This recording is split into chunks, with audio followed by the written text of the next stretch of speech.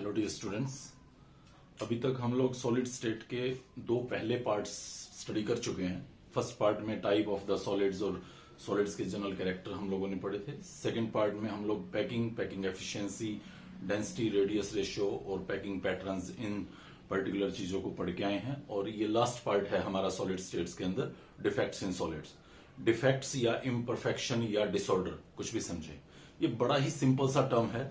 Defect का मतलब है जो एक ऑर्डर्ड अरेंजमेंट एक्सपेक्टेड था आइडियली, उसमें कुछ चेंजेस हो जाना, उसमें कुछ डिस्टर्बेंस हो जाना, वही सिंपली हमारे पास डिफेक्ट कहलाता है। तो डिफेक्ट को मैं कई तरह से कैटेगराइज कर सकता हूं वैसे तो यहाँ पे, लेकिन मैंने अभी फिलहाल दो क्लासिफिकेशन दिखाई हैं। एक आता है नेचुरल डिफेक्ट और एक आता है artificial defect. Natural defect nature के अंदर कुछ चेंजेस की वजह से किसी सॉलिड के अंदर एग्जिस्ट कर सकता है, लाइक टेम्परेचर चेंज हो गया या प्रेशर चेंज हो गया, तो उसके अंदर कुछ डिफेक्ट्स अराइज होते हैं। आर्टिफिशियल डिफेक्ट में हम कुछ एक्सटर्नली उसके अंदर एंटर करा के उसमें इंप्योरिटी को, डिसऑर्डर को क्रिएट करते हैं, जिसमें एक बहुत ही इंपॉर्टेंट फिनोमिना आता है हमारे पास, डोपिंग। डोपिंग क्या है? वैसे तो ये बड़ा कॉमन सा वर्ड है डोपिंग, हम लोग सुनते हैं ओलंपिक्स वगैरह हो रहे होते हैं तो उस टाइम पे कि डोपिंग टेस्ट हो रहा है, मतलब उस एथलीट ने कुछ ड्रग्स तो इंड्यूस नहीं किए हैं। तो सिमिलरली यहां सॉलिड के अंदर किसी एक्सटर्नल पार्टिकल को, फॉरेन पार्टिकल को इंट्रोड्यूस कराना, लाइक मेरे पास सिलिकॉन के एटम्स हैं, सिलिकॉन का सॉलिड है, मैं उसके अंदर बोरोन की एंट्री करा रहा हूं या मैं उसके अंदर फास्फोरस को इंजेक्ट कर रहा हूं, तो ये एक डोपिंग फिनोमिना रहता है जिसमें हम एक्सटर्नली इंप्योरिटीज को इंड्यूस करते हैं, जस्ट उनकी प्रॉपर्टीज को रेक्टिफाई करने के लिए, हमारे अकॉर्डिंग उनको यूज करने के लिए। तो ये दो तरह के हमारे सामने डिफेक्ट रहेंगे। इसके अलावा एक और क्लासिफिकेशन हमारे पास आती है इलेक्ट्रॉनिक एंड एटॉमिक डिफेक्ट्स। तो इलेक्ट्रॉनिक डिफेक्ट्स में क्या होता है, आइडियली मैं समझता हूं कि किसी एक एटम के चारों तरफ 8 इलेक्ट्रॉन हैं या 6 इलेक्ट्रॉन हैं, बट वो 8 की बजाय 7 या 9 हो या 6 की बजाय 5 या 7 हो, तो वो एक इलेक्ट्रॉनिक डिफेक्ट होता है। जैसे मैं एक बहुत ही सिंपल एग्जांपल से आपको ये बात क्लियर करता हूं। मान लीजिए मैं सिलिकॉन का सॉलिड लिए हुए हूं, तो सिलिकॉन का सॉलिड एक कोवेलेंट सॉलिड होता है जिसमें सिलिकॉन के साथ 4 सिलिकॉन कुछ इस तरह से लिंकेज किए हुए होते हैं और ये नेटवर्क लिंकेज रहता है। अब आप किसी भी सिलिकॉन को ऑब्जर्व करें यहां पे, लाइक इस सेंटर वाले सिलिकॉन को देखें, तो इसके बाहर आपको 8 इलेक्ट्रॉन क्लाउड मिलेगा। ये 8 इलेक्ट्रॉन लेके अपना ऑक्टेट पूरे किए हुए है, 4 उसके अपने थे, 4 उसने नेबरर्स से शेयर किए, तो 8 इलेक्ट्रॉन्स हैं। ये आइडियली मैं समझता हूं कि हर सिलिकॉन के साथ ऐसा ही होगा। लेकिन अगर किसी भी वजह से किसी सिलिकॉन के पास यहां पे एक इलेक्ट्रॉन ना हो, एक इलेक्ट्रॉन कम हो, 7 इलेक्ट्रॉन्स हो, यहां पे एक होल हो, आप कहेंगे सर वो होल कैसे हो सकता है? तो देखो, हम आइडियली ये बात कर रहे हैं कि सिलिकॉन के बाहर ऑक्टेट कंप्लीट मिलेगा। किसी भी वजह से ऐसा हो सकता है कि उसका एक इलेक्ट्रॉन गायब हो जाए या उसके पास एक इलेक्ट्रॉन एक्स्ट्रा आ जाए। जनरली हम देखते हैं, अगर मैं सिलिकॉन में ग्रुप 13 का कोई भी मेंबर डॉप करूं, boron, aluminium, gallium, indium, thallium में से, तो यहां पे एक होल क्रिएट हो जाता है। या मैं ग्रुप 15 के मेंबर्स को यहां पे डॉप करूं तो यहां पे एक एक्स्ट्रा इलेक्ट्रॉन एंटर हो जाता है, मतलब सिलिकॉन के किसी एक एटम के बाहर आपको 8 की बजाय 9 इलेक्ट्रॉन्स दिख सकते हैं। तो इस तरह का जो डिफेक्ट अराइज होता है due to deficiency of electron और due to excess of electron, उस पर्टिकुलर डिफेक्ट को हम बोलते हैं इलेक्ट्रॉनिक डिफेक्ट। और अगर यहीं पे ये डिफेक्ट किसी एटम की प्रेजेंस या एब्सेंस की वजह से है तो हम उसको बोलते हैं एटॉमिक डिफेक्ट। तो हम लोग यहां पे इस पर्टिकुलर आज के लेक्चर पे एटॉमिक डिफेक्ट्स के ऊपर ही ज्यादा काम करेंगे। इन एटॉमिक डिफेक्ट्स को मैं कैटेगराइज कर सकता हूं दो तरह से।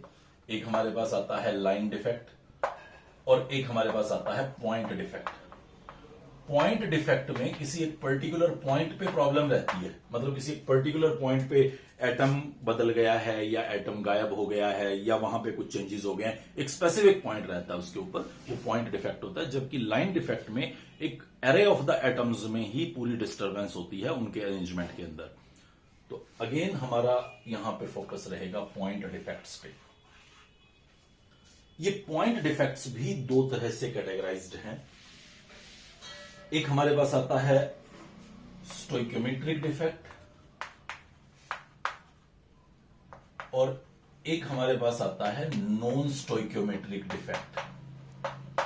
Stoichiometric and non stoichiometric defect. तो एक एग्जांपल से समझने की कोशिश करते हैं हम कि क्या रहेंगे ये स्टोइकियोमेट्रिक और नॉन स्टोइकियोमेट्रिक डिफेक्ट। मैं आपको यहां पे एक सॉलिड दिखा रहा हूं, सपोज करेंगे NaCl का सॉलिड है। Na positive Cl negative, Na positive Cl negative, ये इस तरह से कुछ आयंस का 3D में पैकिंग होगा। हालांकि मैं बोर्ड पे 2D ही दिखा सकता हूं, बट 3D के अंदर ये पैकिंग होगा। आप समझ सकते हैं कि जो मैं एक्सिस नहीं दिखा सकता आपकी तरफ निकलता हुआ, वहां पे भी इस तरह से कैटायंस मौजूद रहेंगे। तो ये हमारे पास NaCl का एक पर्टिकुलर स्ट्रक्चर है।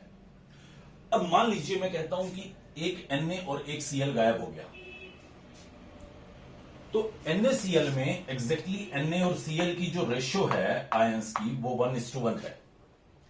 एक ऐसा डिफेक्ट यहां पे अपीयर हुआ जिससे इसकी जो स्टोइकियोमेट्रिक रेशियो है उसमें कोई डिस्टरबेंस नहीं आई, वो वही रहा 1:1। तो उस पर्टिकुलर डिफेक्ट को बोलते हैं स्टोइकियोमेट्रिक डिफेक्ट। और अगर ये रेशियो डिस्टर्ब हो जाती है तो उसको बोलते हैं नॉन स्टोइकियोमेट्रिक डिफेक्ट। जैसे सपोज सिर्फ सोडियम गायब हुआ हो या Cl गायब हुआ हो, जैसे इस पर्टिकुलर एग्जांपल में मैंने एक नेगेटिव आयन गायब कर दिया, सोडियम वही है। तो अगर सपोज ऐसा सीन क्रिएट हुआ हो तो ये नॉन स्टोइकियोमेट्रिक डिफेक्ट होगा, क्योंकि अब Na और Cl का रेशियो 1:1 नहीं होगा। सो दो तरह के जो ये डिफेक्ट्स हमें यहां पे देखने होंगे, स्टोइकियोमेट्रिक और नॉन स्टोइकियोमेट्रिक डिफेक्ट। और हम डिफरेंट टाइप के पॉइंट डिफेक्ट्स पे यहां पे डिस्कशन अपना कंटिन्यू करेंगे, जिसमें हमारे पास एक आता है शॉर्टकी डिफेक्ट, बहुत ही इंपॉर्टेंट डिफेक्ट रहेगा ये। एक हमारे पास आता है फ्रेंकल डिफेक्ट, ये भी बहुत इंपॉर्टेंट क्वेश्चन रहता है। शॉर्टकी और फ्रेंकल में डिफरेंसेस पूछते हैं बहुत बार। एक हमारे पास आता है एनायन वैकेंसी डिफेक्ट, एक हमारे पास आता है कैटायन वैकेंसी डिफेक्ट, एक हमारे पास आता है foreign ion impurity defect, foreign ion impurity defect. तो हम इन सभी पर्टिकुलर डिफेक्ट्स के ऊपर यहां पे इस पोर्शन के अंदर डिस्कस करेंगे, जिसमें मोस्ट इंपोर्टेंट क्वेश्चन मैं पहले ही अलर्ट करके बता रहा हूं आपको। शॉर्टकी एंड फ्रेंकल डिफरेंस में डिफेक्ट्स के अंदर क्या डिफरेंस रहता है, मोस्ट फ्रीक्वेंट पूछा हुआ क्वेश्चन रहेगा। हाँ, बाकी जो दो बता रहा हूं एनायन और कैटायन वैकेंसी, वो भी डेफिनेटली एक इंपॉर्टेंट पार्ट रहेंगे। लेफ्ट साइड पे आपको एक सॉलिड दिखाया गया है, कोई भी A+B- समझ लीजिए, एग्जाम्पल अपनी मर्जी से पुट कीजिएगा। तो मैं सबसे पहले आपको NaCl का केस दिखा रहा हूं। अगर सपोज इस सॉलिड में इक्वल नंबर ऑफ कैटायंस और equal number of anions missing है, तो उस डिफेक्ट को कहा गया है शॉर्टकी डिफेक्ट। आप कहेंगे कि क्या मैंडेटरी है equal number of cation anion missing होना, तभी इसको डिफेक्ट बोलूंगा? नहीं, ऐसा नहीं है। बट अगर इक्वल नंबर ऑफ कैटायन और equal number of anion missing है तो उस डिफेक्ट को ही शॉर्टकी डिफेक्ट बोलूंगा। उसको कोई और नाम दूंगा जिसमें कैटायंस डिफरेंट नंबर पोजेसिंग हो या एनायन डिफरेंट नंबर पोजेसिंग हो। मींस इक्वल कैटायंस और इक्वल एनायन अगर यहां से गायब होता है, आपको नहीं मिलता एक सॉलिड के अंदर, तो हम उस डिफेक्ट को शॉर्टकी डिफेक्ट बोलते हैं। NaCl में बहुत कॉमनली ऑब्जर्व है ये डिफेक्ट, मतलब एक जगह पे पॉजिटिव गायब, एक जगह पे नेगेटिव गायब, या 5 जगहों पे पॉजिटिव आयन गायब, 5 जगहों पे नेगेटिव आयन गायब। जब भी इस तरह से equal number of cations and anions गायब हों तो उसको शॉर्टकी डिफेक्ट बोला गया है। अगर ये कैटायन इस पर्टिकुलर जगह को छोड़ के यहां पे इन वॉइड्स के अंदर आ जाए, इन इंटरस्टिशियल साइट्स की जगह पे आ जाए, तो उस डिफेक्ट को बोला गया है फ्रेंकल डिफेक्ट। ऑब्वियस सी बात है, ये वाला गैप बहुत छोटा होगा। ये जब गैप बहुत छोटा होगा तो छोटा कैटायन ही इस तरह से डिसलोकेट हो सकता है, एक बड़े कैटायन के बस की बात नहीं है। अगर मैं सोचूं NaCl में Na+ यहां पे चला जाएगा तो वो पॉसिबल नहीं है। जहां पे भी छोटा कैटायन है वहीं पे ये डिफेक्ट पॉसिबल है। लाइक सिल्वर आयोडाइड आप देखें, जहां Ag+ बहुत छोटा कैटायन है आई के कंपैरिजन में, तो वो इस पर्टिकुलर पॉइंट पे जा सकता है, वो इस डिफेक्ट को शो कर सकता है कि वो अपनी जगह छोड़ के इस पर्टिकुलर वॉइड के अंदर डिसलोकेट हो जाए। ये फ्रेंकल डिफेक्ट होगा। अब क्योंकि मैं फोकस कर रहा हूं कि कैटायन का साइज छोटा होना चाहिए, तो आप यूं भी कह सकते हैं कि रेडियस रेशियो अगर लेसर है तो आपको फ्रेंकल डिफेक्ट दिखाई देगा। अगर रेडियस रेशियो लार्जर है, मतलब कैटायन का साइज बड़ा है, तो आपको ये डिफेक्ट ऑब्जर्वेबल नहीं होगा। फिर उस टाइम पे आपको शॉर्टकी डिफेक्ट नजर आएगा। जैसे NaCl में मैंने कहा कैटायन का साइज काफी बड़ा था, रेडियस रेशियो हाई था, रिजल्टिंग उसने शॉर्टकी डिफेक्ट दिखाया। तो ये दूसरा पॉइंट हमारा हो सकता है कि अगर सपोज किसी एबी सॉलिड में रेडियस रेशियो लोअर हो तो फ्रैंकल डिफेक्ट होगा, या मैं कहूं कि सॉलिड जिनमें रेडियस रेशियो लो है वो फ्रैंकल डिफेक्ट दिखाएंगे और जिनमें रेडियस रेशियो हाई है वो शॉर्टकी डिफेक्ट दिखाएंगे। तीसरा पॉइंट देखें, रेडियस रेशियो हमें कोऑर्डिनेशन नंबर के बारे में बताता था कि रेडियस रेशियो अगर लेसर है तो कोऑर्डिनेशन नंबर लेसर होगा, मतलब वो सॉलिड जिनमें कोऑर्डिनेशन नंबर लेसर है वो फ्रैंकल डिफेक्ट दिखाएंगे और जिनमें कोऑर्डिनेशन नंबर हायर है वो शॉर्टकी डिफेक्ट दिखाएंगे। अब चलता हूं फोर्थ पॉइंट पे, फिर एक साथ चारों को कलेक्ट करूंगा क्योंकि बहुत ही इंपॉर्टेंट क्वेश्चन है ये।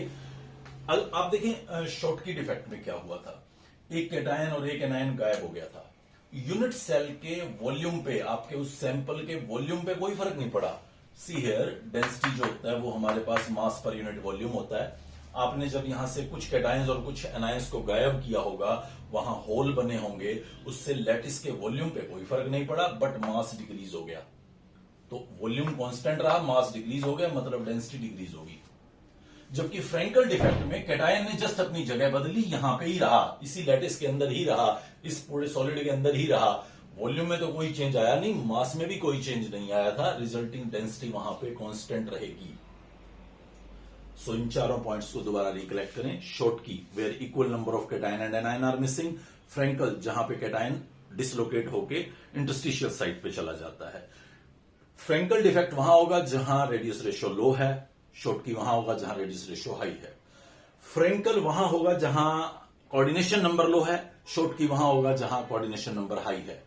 शॉर्टकी डिफेक्ट जब अपीयर होगा तो सॉलिड की डेंसिटी डिक्रीज हो जाएगी, जबकि फ्रैंकल डिफेक्ट अगर अपीयर होता है तो उस केस पे डेंसिटी पे किसी तरह का कोई भी असर हमें नजर नहीं आएगा। नेक्स्ट पॉइंट हम देखते हैं यहाँ पे एनायन वैकेंसी डिफेक्ट क्या होता है। जैसे कि नाम से क्लियर हो रहा है कि शायद कोई एनायन निकलेगा और वहां पे वैकेंसी क्रिएट होगी। जैसे मैंने फिर दोबारा से वही NaCl का केस लिया हुआ है, तो NaCl में किस टाइप का defect, sorry anion vacancy defect किस तरह से अपीयर होगा। सी है, ये सोडियम क्लोराइड है और मैं इसके सरफेस पे सोडियम वेपर्स पास करता हूं। जब मैं सोडियम वेपर्स पास करता हूं, लो आयनाइजेशन एनर्जी होने की वजह से वो बहुत जल्दी इलेक्ट्रॉन्स को छोड़ देते हैं। यहां से one of the anion out होके बाहर चला जाएगा, रिजल्टिंग यहां पे वैकेंसी क्रिएट हो जाएगी और वो एनायन Cl के साथ, सॉरी Na+ के साथ NaCl की फॉर्म में डिपॉजिट हो जाएगा। अब अगर मैं यहां से Cl नेगेटिव को आउट कर देता हूं तो इस पूरे लैटिस पे आप नजर डालें, इस पे चार्ज अपीयर हो गया है, पॉजिटिव चार्ज। नेगेटिव आयंस कम हो गए हैं, पॉजिटिव ज्यादा हो गए हैं, तो मतलब पॉजिटिव चार्ज अपीयर हो गया है। कोई भी सॉलिड, कोई भी लिक्विड, कोई भी स्पीसीज अपने ऊपर चार्ज बियर नहीं करना चाहता। अगर इस तरह से Cl यहां से निकल जाएगा तो ये थोड़ा अनस्टेबल हो जाएगा, चार्ज न्यूट्रलिटी मेंटेन करना चाहता है ये।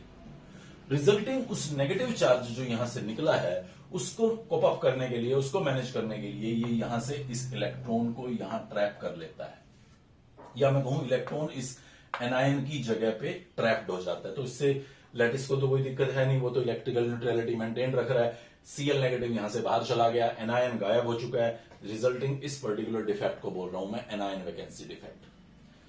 ये जो इलेक्ट्रॉन यहां पे ट्रैप हुआ जिस पर्टिकुलर पोजीशन पे, उसको हम बोलते हैं एफ सेंटर। एफ सेंटर कह दीजिए, कलर सेंटर कह दीजिए, फार्बन सेंटर कह दीजिए, फार्जेन सेंटर कह दीजिए, कई नाम है, फार्बन या फार्जेन इसका टेक्निकल नेम है, ग्रीक या लैटिन नेम है, तो उसी को हम लोग बोलते हैं कलर सेंटर। एक्चुअली ये जो पॉइंट होता है ये इसके जो NaCl में हमें समटाइम येलोइश स्टेन नजर आता है, तो उस येलोइश स्टेन का वजह है ये एफ सेंटर। ये जो इलेक्ट्रॉन यहां पे ट्रैप्ड होता है, ये जब एक्साइट रिलैक्स होता है तो कुछ एनर्जी को रिलीज करता है जिसकी फ्रीक्वेंसी विजिबल रेंज में आती है और उसकी वजह से ये कलर शो करते हैं। तो ये एफ सेंटर यहां पे जो क्रिएट होता है वो कलर के लिए रेस्पॉन्सिबल रहेगा। सी, सोडियम क्लोराइड या किसी भी एल्कली हैलाइड में आप लिथियम क्लोराइड लीजिए, उस पे लिथियम वेपर्स पास करें, आप पोटेशियम क्लोराइड लीजिए, उस पे पोटेशियम वेपर्स पास करें, तो आपको इस तरह का कलर अपीयर होता है इस एफ सेंटर की क्रिएशन की वजह से। ये एनायन वैकेंसी डिफेक्ट था हमारे पास।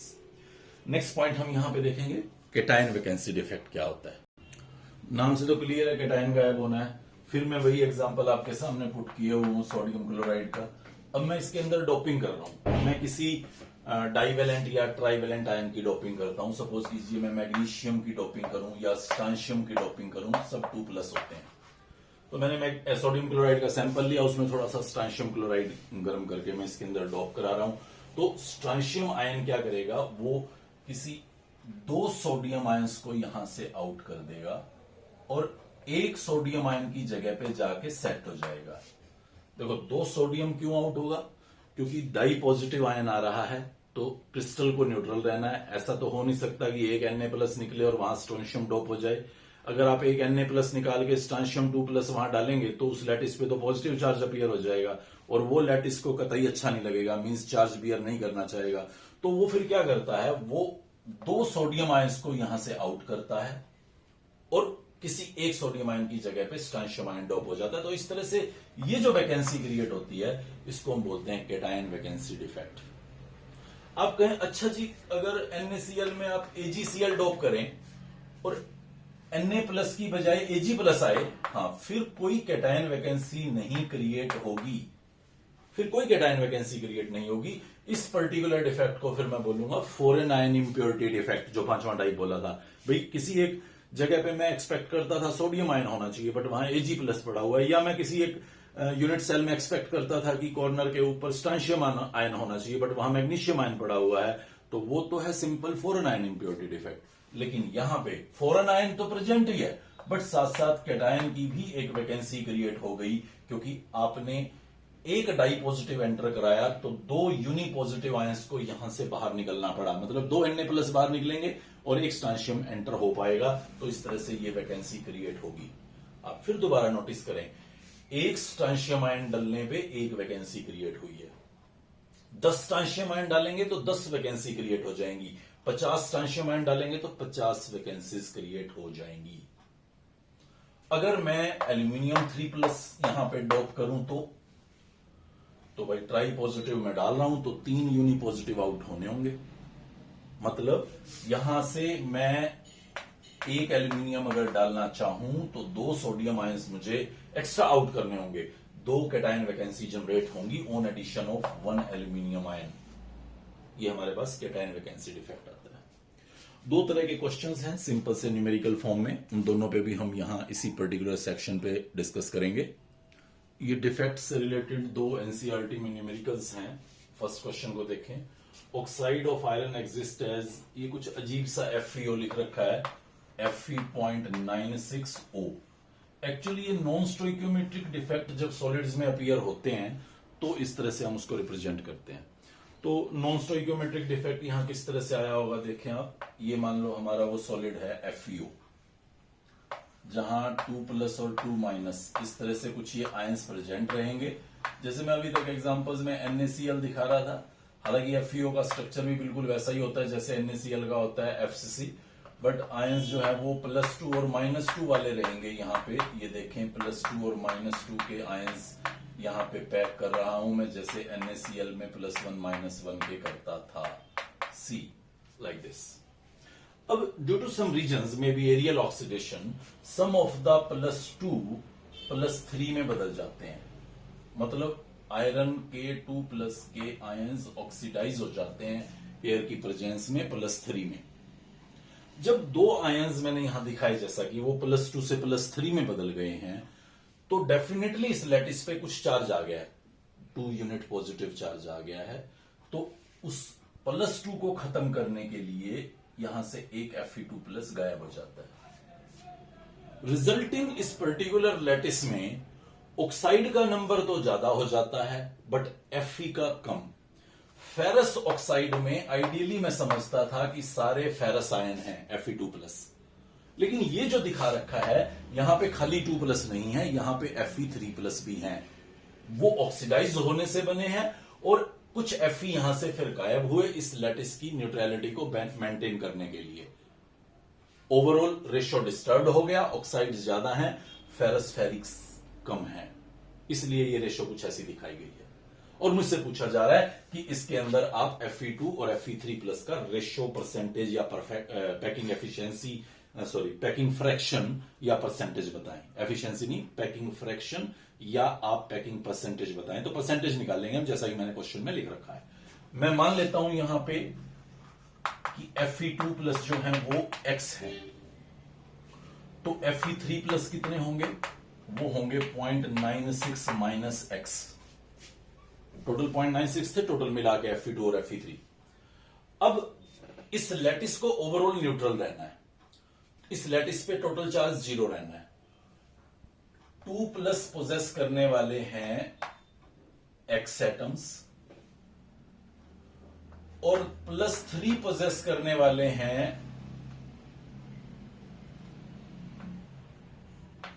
.96 माइनस एक्स एटम्स। ये टोटल पॉजिटिव चार्ज है इस लैटिस पे। 2x +3 इंटू 0.96 माइनस एक्स, ये देखिए +2 Fe का चार्ज इंटू एक्स, उसका number 0.96 minus x Fe3 plus का नंबर और ये उसका चार्ज। तो इस तरह से टोटल चार्ज निकल आया। ये नंबर ऑफ आयंस थे और ये उनका चार्ज था, ये नंबर ऑफ आयंस हैं और ये उनका चार्ज है। साथ में यहां पे है एक ऑक्सीजन और उस पे चार्ज कितना है -2। ओवरऑल लैटिस पे चार्ज कितना है 0। यहां से x को कैलकुलेट करें, यहां से जब आप x को कैलकुलेट करेंगे तो x की एक पर्टिकुलर वैल्यू आएगी। जैसे मैं हाइपोथेटिकली लिख रहा हूं, देख लेना, शायद यही आएगी 0.94। तो इसका मतलब ये हो गया कि जो Fe2 प्लस है वो 0.94 है, तो Fe3 प्लस ऑब्वियसली कितने बच गए 0.02। कैलकुलेशन एग्जैक्ट कीजिएगा, कैलकुलेशन मैं नहीं कर रहा। 0.94 0.92 जो भी आ रहा हो वो लेना, उसके अकॉर्डिंग इसको सॉल्व करना। अब Fe2 प्लस का परसेंटेज लिखना है मुझे, तो Fe2 प्लस कितना हो जाएगा, देखो 0.96 टोटल है, उसमें 0.94 है, तो 0.94 बाई 0.96 इंटू 100, इसको कैलकुलेट करें, ये आपके पास Fe2 प्लस का परसेंटेज होगा। 100 से इस परसेंटेज को माइनस कर देना तो वो Fe3 प्लस का परसेंटेज होगा। नेक्स्ट क्वेश्चन पे चलें। यहां पे एक और एनसीईआरटी से पिक किया हुआ क्वेश्चन है ये, और ऐसा लगता है डिफेक्ट से अगर कोई क्वेश्चन पूछा गया न्यूमेरिकल का आपका इस चैप्टर में, तो इन दो के अलावा शायद ही कोई हो। ये बोलता है कि NaCl is doped with 10⁻³ mole percent strontium chloride. मतलब 100 mole NaCl are doped with strontium chloride equal to 10⁻³ mole. तो आप देख लीजिए एक मोल में कितना स्ट्रांशियम क्लोराइड आप डोप करेंगे, वो होगा 10⁻⁻5 मोल।